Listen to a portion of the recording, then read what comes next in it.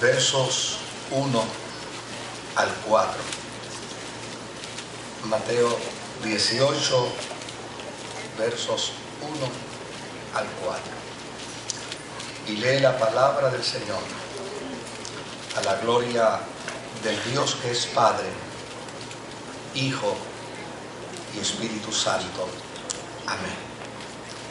En ese momento, los discípulos se acercaron a Jesús y le preguntaron: ¿quién es el más importante en el reino de los cielos? Él llamó a un niño y lo puso en medio de ellos. Entonces dijo: les aseguro que a menos que ustedes cambien y se vuelvan como niños, no entrarán en el reino de los cielos. Por tanto, el que se humilla como este niño será el más grande en el reino de los cielos. El Señor añada bendición a su santa y bendita palabra. Esta semana es la semana, obviamente, que hace a nivel mundial, hace su preparación precisamente para reconocer a la niñez del mundo. Y este domingo y el domingo que viene, Dios mediante, estaremos trabajando con temas que responden y tienen que ver con la niñez. El año completo lo hemos declarado el año de la familia, y desde luego aprovechando la coyuntura del reconocimiento y la celebración a nivel mundial que se hace de la niñez, pues queremos aprovechar estos domingos para hablar sobre de ello. Tal vez el domingo que viene estaremos hablando de un tema que esté más enfocado a la niñez per se, a los niños. Pero hoy, obviamente, para que usted y yo podamos disfrutar de esa celebración de la semana y del Día Mundial de la Niñez, pues yo creo que vamos a necesitar convertirnos en niños nuevamente. Y este pasaje bíblico, precisamente de lo que trata es de eso, de una invitación, no a reconocer que en nosotros hay un niño escondido, sino a trabajar para que ese niño se desarrolle. O sea, son dos cosas totalmente distintas. Hay gente que hasta casi de manera poética hablan del concepto del niño escondido que hay en los seres humanos, pero a fin de cuentas son niños escondidos. Y el propósito de la fe, el propósito de la Escritura, no es que el niño esté escondido, es que el niño esté presente.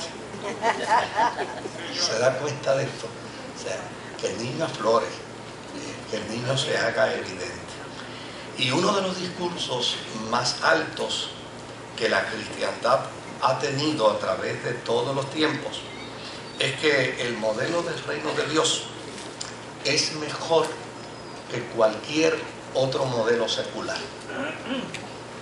El modelo del reino de Dios es mejor que cualquier otro modelo secular.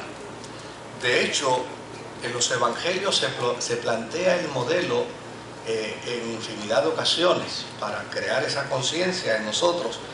Y yo estoy seguro que usted se ha percatado de ello cuando en un sinnúmero de pasajes bíblicos Jesús dice: el reino de Dios es semejante a... Y obviamente toma el modelo humano, el modelo social, y de alguna manera lo convierte en un concepto de excelencia.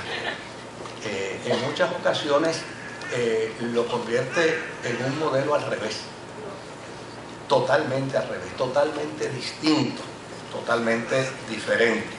Ahora, el propósito de ello en Jesús es para que el propósito y la voluntad de Dios sea impuesta a través de el modelo del reino de Dios, por encima de todos los demás modelos. Cuando nosotros como cristianos decimos que somos cristianos, desde luego, hay un orgullo patrio, hay un orgullo nacional, y yo estoy seguro que muchos de nosotros estamos ansiosos porque en el día de mañana, en las Olimpiadas, se escucha el himno de Puerto Rico, ¿verdad? Hay un orgullo patrio y hay un orgullo nacional, pero déjeme decirle algo con suma franqueza.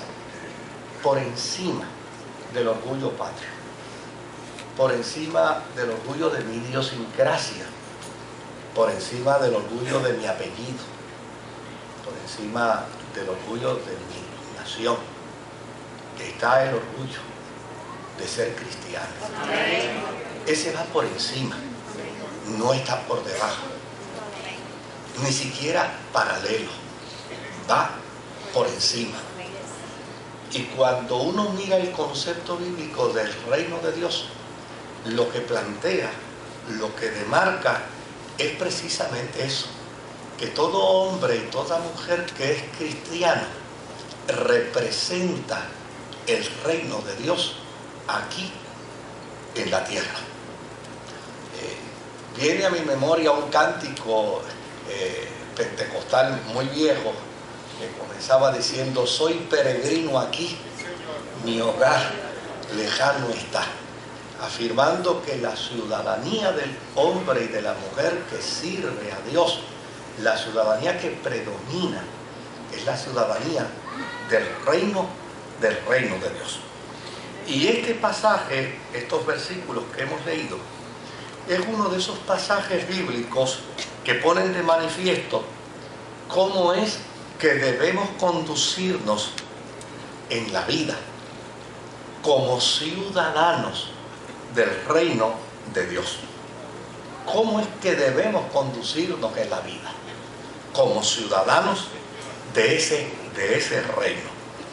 Y desde luego, todo comienza con una pregunta. Una pregunta. Los discípulos en esta ocasión no son los fariseos, no son los saduceos, no son los escribas, no es un hombre en particular o una mujer en particular, son los discípulos. Los discípulos le hacen a Jesús una pregunta: ¿quién va a ocupar el lugar más importante en el reino de Dios? Es decir, ¿quién va a ser el cheche de la película? ¿Quién va a ser el protagonista de todo este proceso, de todo este concepto que tú llamas reino de Dios? Y que nosotros pues hemos comprado y hemos aceptado que somos parte de ese reino de Dios. Desde luego, toda pregunta tiene intención y puede inclusive revelarse propósitos dentro de una pregunta. Uno, si tiene el oído bien afinado, puede conocer las intenciones de las preguntas, los propósitos de las preguntas. Y cuando uno lee esta historia, a la luz de los otros eventos y de los otros acontecimientos que han acontecido en la vida de los discípulos, uno se da cuenta de la intención de esta pregunta: ¿quién va a ocupar Jesús el lugar más importante en el reino de Dios? Y cuando uno mira la pregunta y va interpretando el propósito o la intención de la misma, uno descubre que esta pregunta está cargada de ambición. Aquí hay ambición. Nosotros somos 12. ¿Quién de nosotros va a ser el más importante en este reino? Porque desde luego, en alguna medida, ya sea hablada o pensada, los discípulos ya se estaban repartiendo el bacalao. De alguna forma, en alguna medida, ya ellos estaban pensando: si aquí hay un reino En un reino tiene que haber un rey, y tiene que haber príncipes, y tiene que haber gente de Estado, y tiene que haber gente de prominencia, y tiene que haber gente de reconocimiento. Y desde luego hay seres humanos que se pueden conformar con solo ser ciudadanos, pero hay personas que no se conforman con ser ciudadanos. Ellos quieren ser protagonistas en el reino. Hay quien se conforma con ser músico, pero hay otras personas que no se conforman con ser músico, quieren ser director de orquesta. Hay personas que se conforman con ser artistas, pero hay otros que no se conforman con meramente ser artista y tener un papel en una película. No, ellos quieren ser el protagonista de la película. Y desde luego uno ve aquí, presupone que dentro de esta pregunta hay una intención, y la intención se llama ambición. Y la ambición revela un interés por parte, no de todo.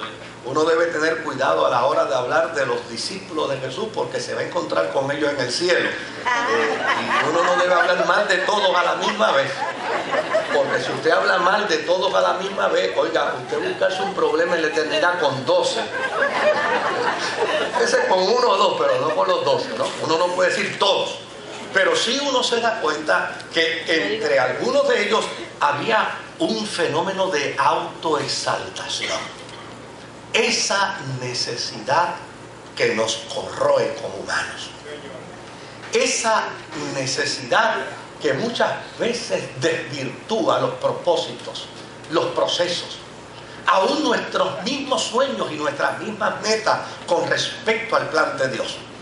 Esa conducta que se da en la vida de nosotros, que nos lleva no solamente a pensar cómo servir, sino cómo ser protagonistas dentro del servicio. Y cuando uno ve esta pregunta de los discípulos, oye, ven acá Jesús, ¿quién va a ser el más importante? Note bien que no están haciendo una pregunta general, están haciendo una pregunta que con una intención bien específica. ¿Quién va a ser el más importante?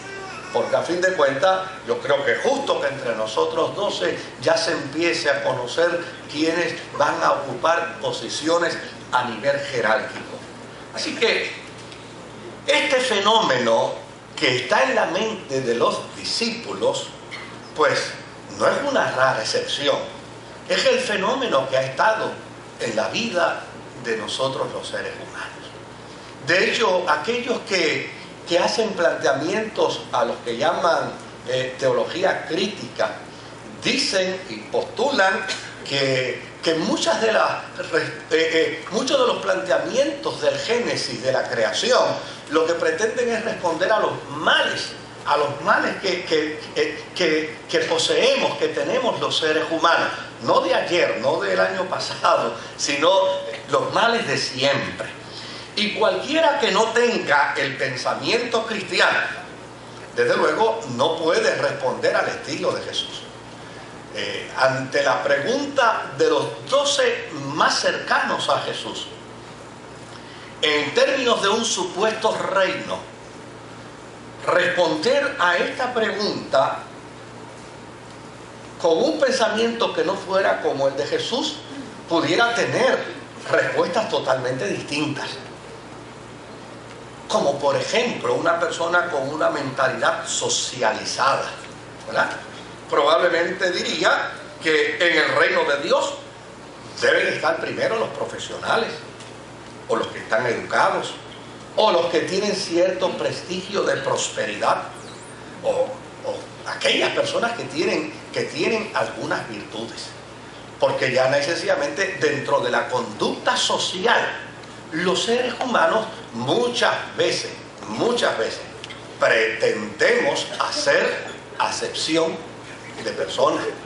Y hacemos acepción de personas, oiga, de la manera más fácil.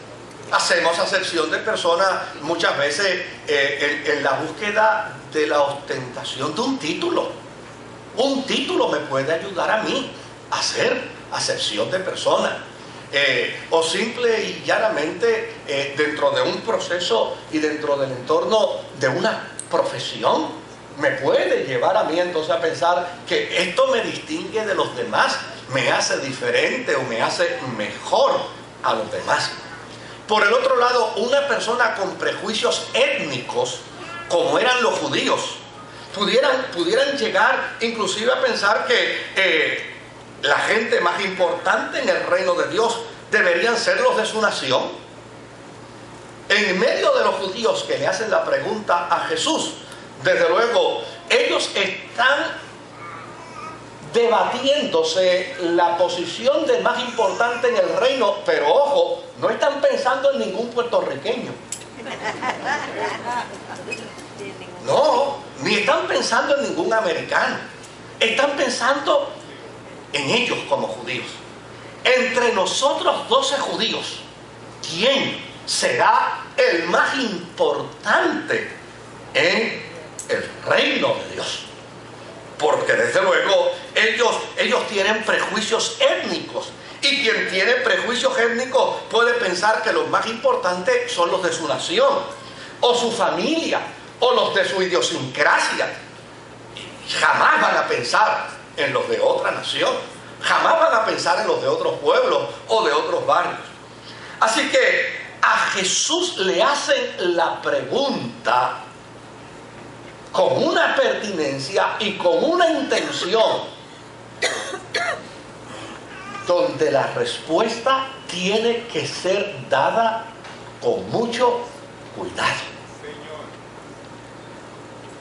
Y desde luego, ante la pregunta ¿quién va a ocupar el lugar más importante en el reino de Dios?, Jesús anda buscando la respuesta, porque muchas veces las respuestas de Dios no están en su mente, las respuestas de Dios están en nosotros. Y Jesús empieza a buscar la respuesta ante esa pregunta de sus discípulos, y de repente ve la respuesta y toma la respuesta en su mano y lo pone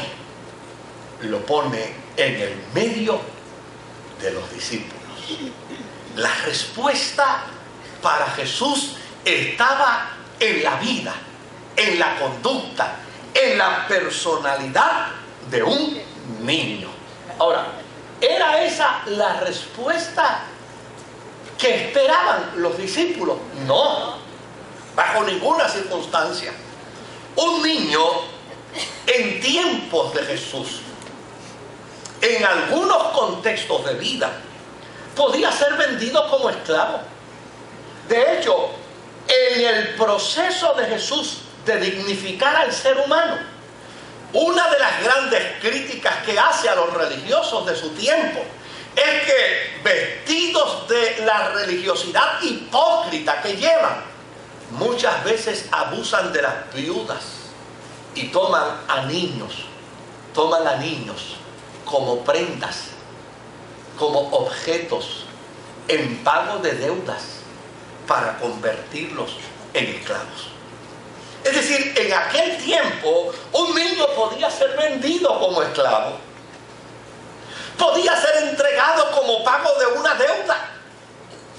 Alguien podía llegar a su casa y decir: me debes tanto, pues no tengo con qué pagarte. Sí, tienes con qué pagarme. Mira, ese nene que está ahí, dámelo acá, que yo me lo voy a llevar. Ese será mi pago. Inclusive había sociedades que entendían de manera muy clara que la vida de un niño, la vida de una criatura, estaba en las manos y en el dictamen caprichoso de su padre. Y su padre podía determinar darle vida o matarlo. Cuando le hacen la pregunta a Jesús, en el reino de los cielos, ¿quién será el más importante?, Jesús toma la respuesta que ellos menos esperan. Toma a un niño y lo pone en el medio de ellos, porque Dios siempre tendrá el mejor recurso a su lado. para darnos la lección pertinente a fin de que vivamos en el marco de su voluntad. ¿Quién va a ocupar el lugar más importante en el reino de Dios? Ojo, ojo. Yo no estoy hablando del reino de Dios como el cielo. No es el reino de Dios como eternidad. No es el reino de Dios como lugar de trascendencia. Si miramos un momentito, me va a perdonar, Lucas 17:21. Si miramos un momentito, Lucas 17:21 habla del reino de Dios. ¿Y dónde está el reino de Dios? Y mira lo que dice en la parte B. Dese en cuenta que el reino de Dios está, ¿qué? El reino de Dios está entre ustedes. Cuando la pregunta se hace y la respuesta se da, no se está dando en términos de lo que es trascendente. No, querido. En el cielo todos seremos iguales. El problema no está en el cielo. La conducta desvirtuada de nosotros, los seres humanos, no será un problema en el cielo. Por una sencilla razón. Porque si nosotros persistimos con nuestras conductas desviadas, ya necesariamente no entraremos al cielo. Entonces no hay ningún problema. Porque si yo digo, bueno, yo voy a engañar a Dios, pues no lo podré engañar. Yo voy a hacer una apariencia, pero cuando llegue al cielo voy a ser como soy yo. No podré lograrlo. Por lo tanto, el cielo no tiene preocupación de que usted se haga santo para estar allá. Porque el cielo te declara santo. Aleluya. Es en la tierra, en el peregrinar de la vida, donde tú y yo necesitamos trabajar para llegar al cielo. Es aquí donde hay que hacerlo. Es aquí donde hay que trabajar. Es aquí donde hay que entrar en ese proceso. No es en el cielo. Dese en cuenta que el reino de Dios está entre ustedes. Por lo tanto, la respuesta de Jesús tiene que darse dentro del peregrinar de la vida cotidiana. ¿Quién va a ser el más importante en el reino de Dios? Pues mire, en el reino de Dios, en el cielo, a todos nos van a llamar igual. Y a todos nos van a decir lo mismo. Cuando llegue el evangelista más prominente de toda la historia de la cristiandad, cuando llegue el pastor más prominente de toda la historia de la cristiandad, el misionero, el maestro, el líder religioso más prominente de toda la historia de la cristiandad, cuando llegue al cielo, no espere que le darán una fanfarria distinta. No. Cuando llegue, le dirán, siervo fiel. Pero no solamente se lo dirán a él, te lo dirán a ti y me lo dirán a mí.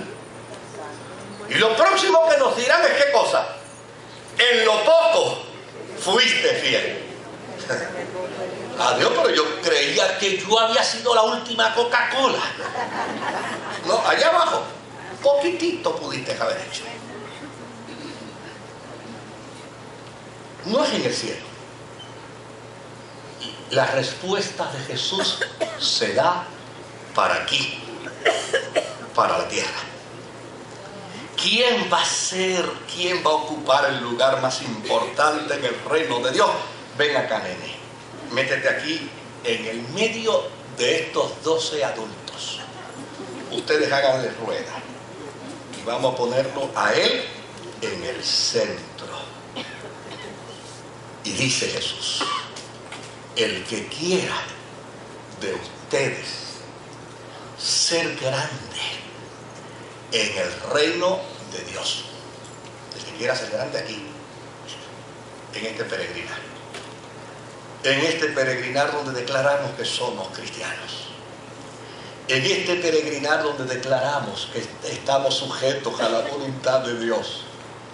En este peregrinar donde usamos tanta metáfora y tanto símil para hacer planteamientos religiosos, pero a veces nuestras conductas están tan lejos de lo que declaramos en la poesía. Aquí, es aquí. El que quiera ser grande en el reino de Dios tiene que ser como este niño.